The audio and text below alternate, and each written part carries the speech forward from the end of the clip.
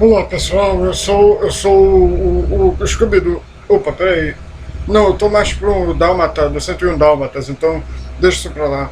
É, eu não tenho muito o que fazer aqui, eu tô sujo, mas eu tô branco ao mesmo tempo, então não sei. Eu subi pra dar um oi e não sei o que lá. Eu tenho que ser queimado, na verdade, porque eu já tô velho, fedorento. Então com licença aqui, até mais. Foi bom ver vocês, beleza. Hoje eu pedi para o homem fazer uma vitamina. O cara fez a vitamina lá e perguntou: com flocos ou sem flocos? Aí eu disse: sem flocos. E não é que quando eu estava tomando, quando eu estava lá pelo meio do fim, tinha flocos lá no fundo. Não tinha na parte de cima, mas tinha na de baixo. Eu fiquei: poxa vida. Eu disse que não era para ter flocos, mas teve flocos, mano. Égua, que pé no saco, meu irmão. Tá doido, mentiroso. Aí você foi cavando, aí no fim, olha lá, tinha flocos. E floco é uma porcaria, cara. Ele atrapalha totalmente no gosto da bananada, entendeu? Da vitaminada lá. Poxa vida, pelo amor, né? Pelo amor. Tá, continuando aqui. A luta pelo direito. Vamos lá. Do Rudolf von Hering, já a parte 3, ou a parte 4, sei lá, não faz. Mas a continuação. Se as condições particulares da vida de uma classe ou de uma profissão podem atribuir a certas instituições do direito uma maior importância e exagerar, por consequência, a sensibilidade do sentimento jurídico nas violações destas instituições, podem também determinar um enfraquecimento. A classe dos serviços não pode conservar o sentimento da honra da mesma forma que as outras camadas da sociedade. A sua posição expõe a certas humilhações contra as quais o indivíduo isolado se revolta em vão. Durante um tempo, mais ou menos longo, em que a classe as vai suportando, ao indivíduo nesta posição, dotado de um vivo sentimento de sua honra, dará mais resta do que baixar suas pretensões ao nível dos seus colegas ou renunciar à sua profissão. Somente quando igual maneira de ver-se tornar geral, se abrirá para o indivíduo isolado a perspectiva de não esgotar a força em lutas estéreis, mas de a consagrar utilmente, de acordo com aquelas que todos os mesmos sentimentos estiverem animados, a realçar o nível da honra, mas também o seu reconhecimento objetivo da parte das outras classes da sociedade e da legislação. Sob este ponto de vista, a posição dos serviços melhorou notavelmente nos 50 últimos anos. O que disse da honra aplica-se igualmente à propriedade. A suscetibilidade pelo que diz respeito à propriedade, o verdadeiro sentimento da propriedade pode também enfraquecer sob a influência de circunstâncias e de afinidades nocivas. E aqui pretendo falar não da avidez de adquire, da caça ao dinheiro e aos bens, mas desse sentimento viril do proprietário. Eu acho que é essa avidez de adquirir, né? Do proprietário, de que já citei como exemplo típico o camponês, do proprietário que defende os seus bens, não porque sejam objetos de valor, mas porque são seus bens. Ouve-se às vezes, ouve-se a vezes dizer que há de comum entre minha propriedade e a minha pessoa. Aquela propriedade serve de meio de prover as necessidades da vida, de adquirir, de gozar. Mas se não há o dever moral de dar caça ao dinheiro, é uma vantagem começar por uma bagatela, um processo que custa tempo, dinheiro e perturba a minha tranquilidade. O único motivo que deve guiar-me na defesa jurídica do meu patrimônio é o mesmo que me determina na sua aquisição e no seu uso, o meu interesse. Um processo do meu e do teu. É uma pura questão de interesse. Pela minha parte, não posso ver numa tal concepção da propriedade mais do que numa degeneração do sentimento da propriedade, cuja causa não posso encontrar, senão uma deslocação das suas bases naturais. Não incrimino aqui nem a riqueza nem o luxo, nos quais não descubro nenhum perigo para o sentimento do direito entre o povo, mas a imoralidade do lucro. A fonte histórica e justificação moral da propriedade são o trabalho. E por trabalho entendo não somente o das mãos e dos braços, mas também o do espírito e do talento, e reconheço um direito ao produto do trabalho, não somente ao próprio trabalhador, mas também aos seus herdeiros. Por outros termos, Vejo no direito de sucessão uma consequência necessária do próprio do princípio do trabalho, porque julgo bem que se não saberia recusar ao trabalhar o direito de renunciar, a gozar e de administrar a outros, depois da morte, assim como durante a vida. A propriedade não pode conservar-se sã e vivaz, senão por uma contínua conexão com o trabalho. É nessa fonte somente onde ela incessantemente se regenera e vivifica, que mostra clara e lucidamente até o fundo o que é para o homem. Mas quanto mais a corrente se distancia desta forma, para descer nas regiões de ganho fácil e mesmo isento de toda dificuldade, tanto mais turva se torna até que, afinal, perde no lodo do jogo de bolsa e nas velhacarias da jotagem todo o traço de que era na origem. Quando as coisas estão neste estado, quando os restos da ideia moral da propriedade têm desaparecido, é evidente que não pode ser uma questão de dever moral ou defendê-la. Deixa até de existir a inteligência do sentimento da propriedade, tal como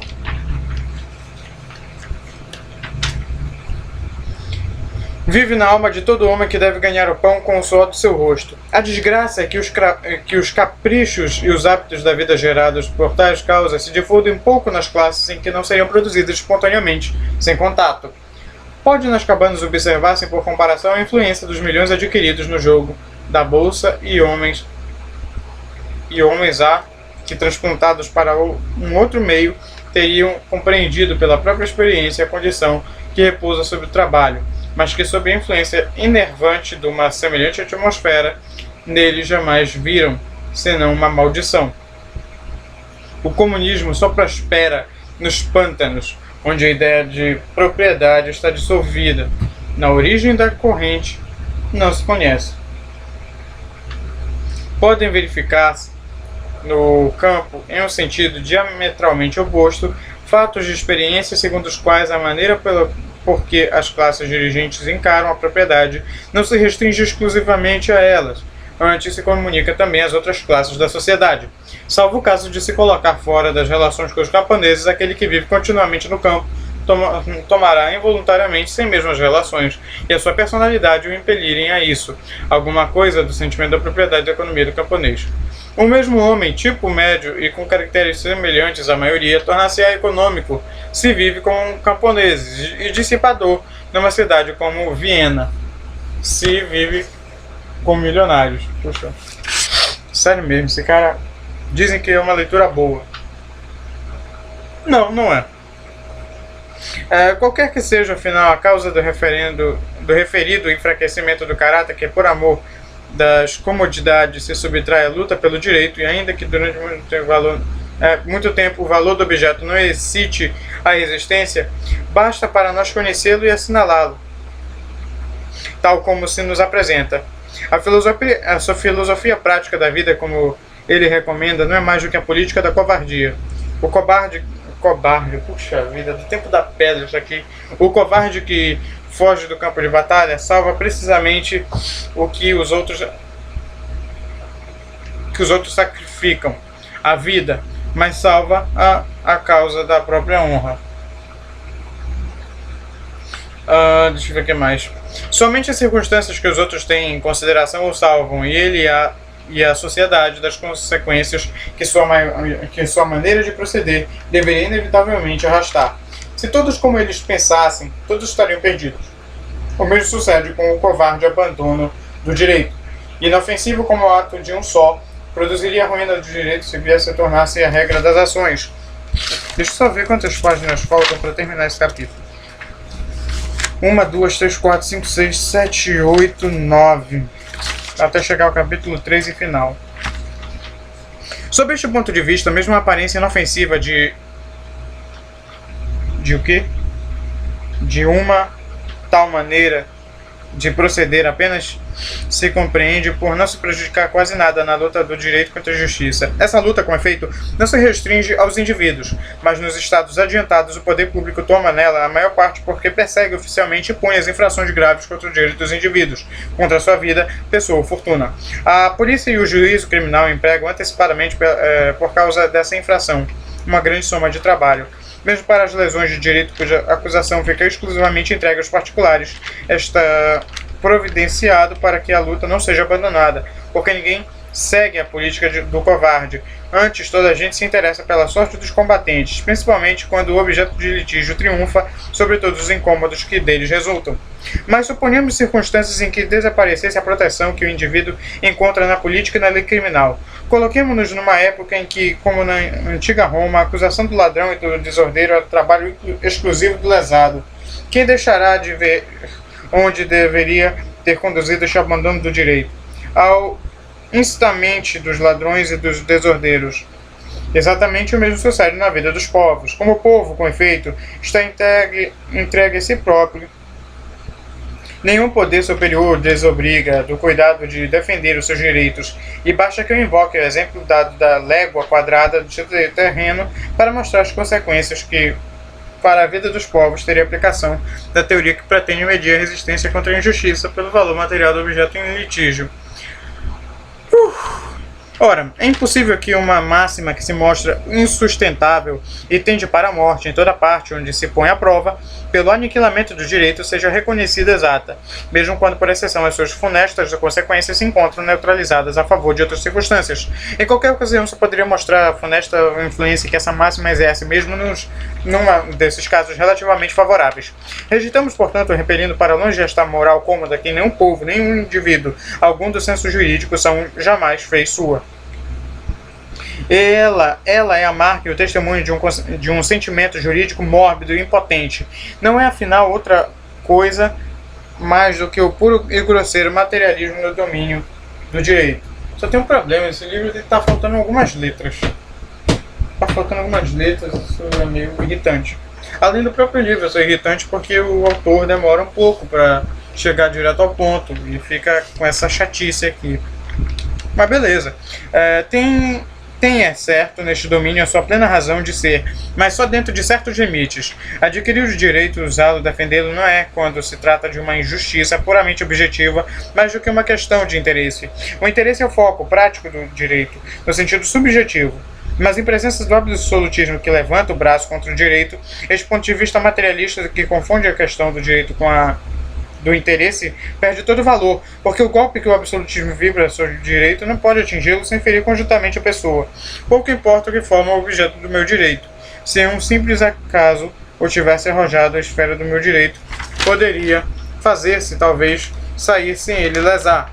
Mas não é o caso, é a minha vontade quem atuou um laço entre mim e ele, à custa de um trabalho prévio de mim próprio ou de terceiro. É um trabalho anterior, próprio ou estranho, que nele possuo e defendo. Fazendo o meu, imprime-lhe um sinete da minha personalidade.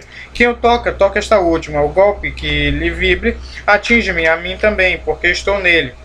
A propriedade não é mais do que a periferia da minha pessoa estendida aos objetos. Esta conexão do direito com a pessoa confere a todos os direitos, de qualquer natureza que sejam, este valor incomensurável que designarei pelo nome de valor ideal para o distinguir do valor puramente substancial que os direitos têm sob o ponto de vista do interesse. É, afinal, esta íntima afinidade que produz essa abnegação, essa energia na defesa do direito, não constitui um privilégio das naturezas da elite. A mais grosseira compreende-a tão bem como a mais refinada, a mais rica como a mais pobre, os povos selvagens como os mais civilizados, e é precisamente isso que nos patenteia o quanto este idealismo é fundado sobre a mais íntima essência do direito. Não é mais do que o vigor do sentimento jurídico. O direito que, por um lado, parece acorrentar os homens às baixas regiões do egoísmo e do cálculo, eleva-os, por outro, a uma altura ideal, onde eles esquecem todas as sutilezas, todos os cálculos a que tenham se habilitado, e a escala da utilidade que até então lhe servira para tudo, por ela medir, para combaterem exclusiva e puramente por uma ideia. Prosa na região das coisas meramente materiais. Transforma-se o direito em poesia na esfera pessoal. Na luta para defender a personalidade, a luta pelo direito é a poesia do trabalho. Pelo amor de Deus. Tu me vem com essa de poesia do trabalho, meu irmão? Não. Não, meu irmão. Eu tenho uma prova amanhã para fazer disso. E é isso que você me dá? Sério, cara. Bom, mas ele é jurista, é alemão, super inteligentão. Então quem sou eu para falar mal dele, né? E o que é, então, produz todas essas maravilhas. Não é a experiência nem a educação, mas o simples sentimento da dor. A dor é o grito de alarde, a chamada de coragem da natureza ameaçada. Isto é verdade tanto para o organismo moral, como para o organismo físico. A patologia do sentimento jurídico é para o jurista e para o filósofo o que a patologia do organismo humano é para os médicos. Nela se encontra todo o segredo do direito. A dor que o homem experimenta quando é lesado no seu direito contém um reconhecimento espontâneo, instintivo e violentamente arrancado do que é o seu direito. Primeiro para ele, indivíduo, em seguida para a sociedade humana. A verdadeira natureza e a ciência pura do direito revelam-se mais completamente nesse momento só, do que durante longos anos de pacífica fruição. Aquele que por si ou por outrem nunca experimentou essa dor não sabe o que é o direito, embora tenha de cabeça todo o corpus juris. Porque não é razão, mas o sentimento que pode exclusivamente resolver esta questão, e assim a linguagem. Rotulou bem a primordial fonte psicológica do direito, chamando-a sentimento jurídico. Consciência do direito, convicção jurídica são abstração da ciência, que o povo não compreende. A força do direito reside no sentimento, exatamente como a do amor. A razão e a inteligência não podem substituir o sentimento quando este falta, mas pela mesma forma, porque muitas vezes não se conhece o amor bastante um só momento para lhe dar plena consciência de si próprio. Também o sentimento jurídico não se sabe regularmente, a priori, o que é e o que contém, mas a lesão jurídica é a provocação que o obriga a falar, que faz brilhar a sua verdade e a sua força. Eu já disse muitas vezes que consiste esta verdade. O direito é a condição de existência moral da pessoa. A defesa do direito constitui, portanto, a conservação moral da mesma. A violência com que o sentimento reage contra a lesão que lhe é causada é a perda do toque do seu vigor. A intensidade da dor que experimenta ensina-lhe o valor que liga o objeto ameaçado, mas de sentir-se da dor sem tirar proveito do aviso que ela dá para afastar o perigo, suportá-la pacientemente sem se defender. É a negação do sentimento jurídico. As circunstâncias podem desculpá-la, talvez no caso particular, mas mais tarde, essa negação não pode deixar de acarretar as mais funestas consequências para o próprio sentimento jurídico. Com efeito, a essência deste é precisamente a ação. Sempre que dela se abstenha, irá definhando. Irá definhando? Isso é um geronismo, não é não? Comecei a ficar irritado, insensibilizando-se pouco a pouco até perder quase inteiramente o sentimento da dor. A excitabilidade, faculdade de sentir a dor, causada pela violação do direito, e a energia, isto é, a coragem e a resolução de repelir o ataque, são, a meus olhos, os dois critérios do vigor do sentimento jurídico. Devo desistir de desenvolver aqui? Devo desistir. Meu irmão, eu falei tudo isso e agora tu vem dizer que tu devo desistir? Nossa, é mercadoria. Devo desistir de desenvolver aqui mais amplamente o tema, tão interessante como fecundo. Primeiro, não é interessante. Segundo, é fecundo, de fato, mas não é interessante. Da patologia do sentimento jurídico, mas, no entanto, permitam-se-me ainda algumas indicações. Jesus Cristo, cala a boca. Aí já está morto, deixa pra lá. A excitabilidade do sentimento jurídico não é a mesma entre todos os indivíduos. Diminui ou aumenta na medida segundo a qual um indivíduo, uma classe ou um povo considera o direito ou uma instituição de direito como uma condição moral de sua existência, já estabelecida, mas através relativamente à propriedade e à honra. Acrescentaria agora o casamento. Quantas reflexões a fazer sobre a maneira por que os indivíduos, os povos, as legislações declararam o adultério. O segundo elemento do sentimento jurídico, a energia, é uma pura questão de caráter. A atitude de um homem ou de um povo em presença de um ataque dirigido contra o seu direito é a mais segura pedra de toque do seu caráter. Se nós entendermos para caráter a personalidade plena, repousando-se sobre si a própria e defendendo-se, não há melhor ocasião para julgar esta preciosa qualidade do que quando é déspota, ataca a pessoa ao mesmo tempo que o direito. As formas que nesta ocorrência toma a reação do sentimento do direito e sobre a influência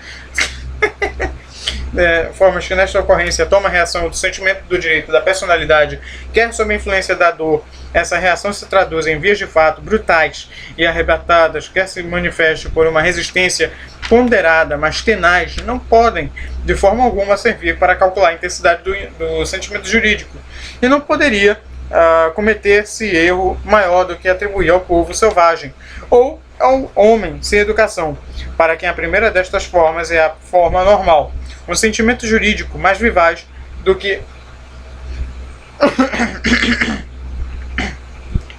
Me perdi.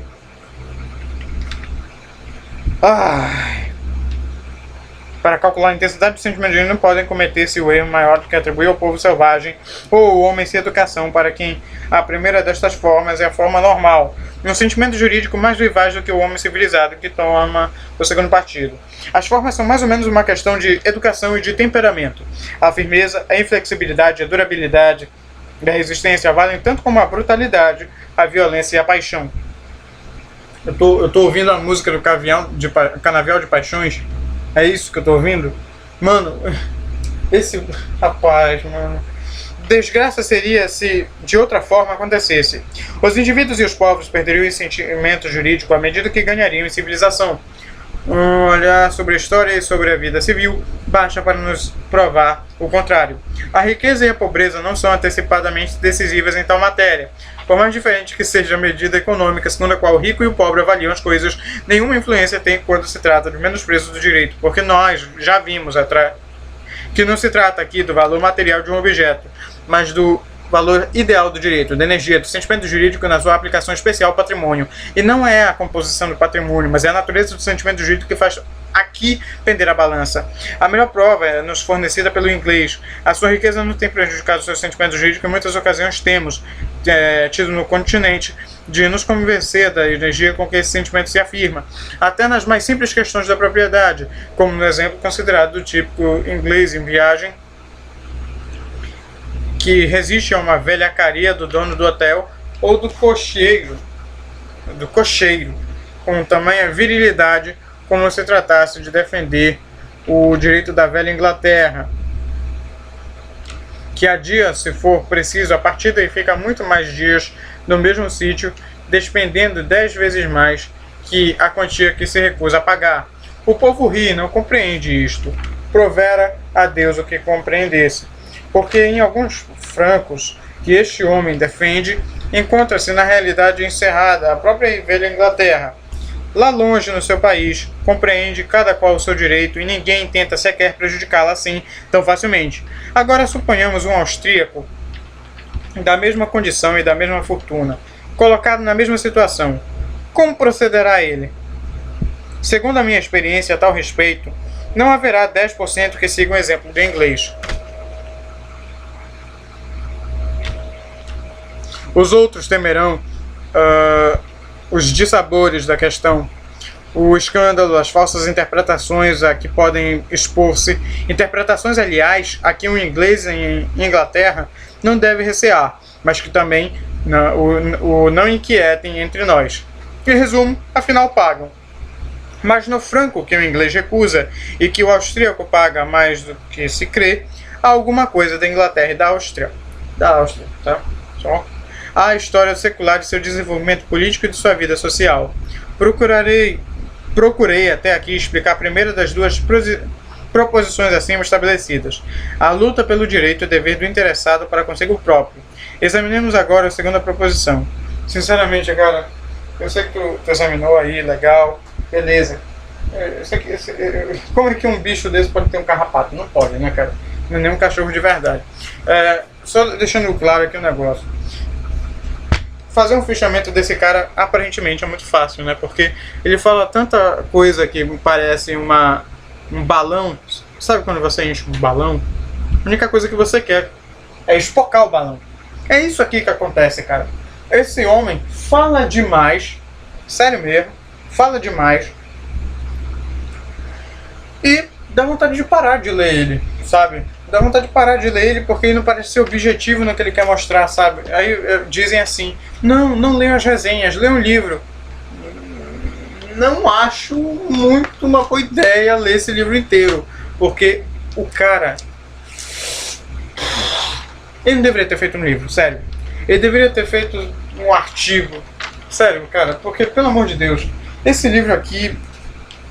Meu Deus do céu, as partes importantes, partes que caem em prova, por exemplo, meu irmão, devem ser, você até generoso. 20% desse livro é a parte mais objetiva que cai em prova. entendeu? Mas 80% esse cara falando, falando e falando. É claro que ele está, né, explorando a proposição dele. Mas puxa vida, hein? Puxa vida. Agora vem o capítulo 3º, que é da página... Qual é essa página aqui, por gentileza? 69 até capítulo 123. Não vou ler isso hoje, talvez na sexta-noite ou sábado de manhã, mas não vou ler isso mais agora, porque ele, sinceramente, cara, ele fala demais. Ah, mas você é só um estudante de direito, você não tem direito de julgar. Tenho o direito de julgar, porque eu julgo. E quero ver quem vai me dizer que eu não vou julgar. É simplesmente isso. O cara fala demais, entende? Tem uma prova amanhã e dizem, olha, isso aqui é leitura obrigatória. Poxa, beleza. Não tem problema ser uma leitura obrigatória. Tem mesmo. Agora me vem um cara que fala demais. Mano, o cara fala demais mesmo. E é 80% ele falando, falando e falando.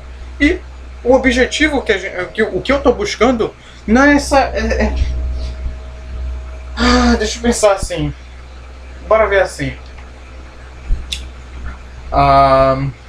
Deixa eu ver. Sabe o picolé? Quando você chega bem lá no centro dele, parece que tem a parte mais gostosa, que é o núcleo do picolé. Para chegar lá no núcleo, demora um pouco, né? Mas o núcleo é o que você mais quer. É como se o texto do Ihering fosse uma bola de praia. E o que ele fala de importante, o que ele quer, o que ele quer não, o que eu quero é uma bolinha de gude dentro da bola de praia. Esse é o problema. O grande problema.